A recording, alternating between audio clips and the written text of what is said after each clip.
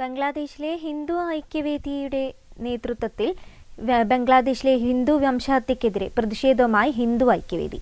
ബംഗ്ലാദേശിലെ ഹിന്ദുക്കളെ സംരക്ഷിക്കുന്നതിനാവശ്യമായ നടപടികൾ സ്വീകരിക്കാൻ സർക്കാർ തയ്യാറാകണമെന്ന് ഹിന്ദു ഐക്യവേദി ആവശ്യപ്പെട്ടു. ഇസ്ലാമിസ്റ്റ് തീവ്രവാദികൾ രാഷ്ട്രീയ സംഘർഷം മുതലെടുത്ത് ഹിന്ദു സമൂഹത്തിനെതിരെ ഭീകരതയുടെയും ആക്രമണത്തിന്റെയും തിരമാല അഴിച്ചുവിടാൻ തുടങ്ങിയതോടെ ബംഗ്ലാദേശ് അരാജകത്വത്തിലായിരിക്കുകയാണെന്ന് Sevabharati Panangad panchayat vice president KC Vinod അഭിപ്രായപ്പെട്ടു. ബാലുശ്ശേരിയിൽ ഹിന്ദു ഐക്യവേദി സംഘടിപ്പിച്ച പ്രതിഷേധ പ്രകടനത്തിലായിരുന്നു അദ്ദേഹത്തിന്റെ വിശദീകരണം.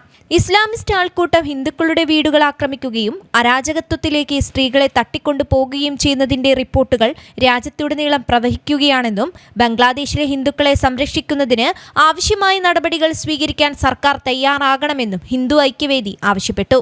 താമരശ്ശേരി താലൂക്ക് സമിതി അംഗം K കൃഷ്ണൻകുട്ടി അധ്യക്ഷനായി. Taluk working president Girish, Thamarassery taluk vice president Ravi K Edannur, taluk സംഘടനാ സെക്രട്ടറി C ഭാസ്കരൻ, ക്ഷേത്ര സംരക്ഷണ സമിതി ജില്ലാ president Sasidharan Thiruvoth, Devaswom secretary AK Balan എന്നിവർ നേതൃത്വം നൽകി.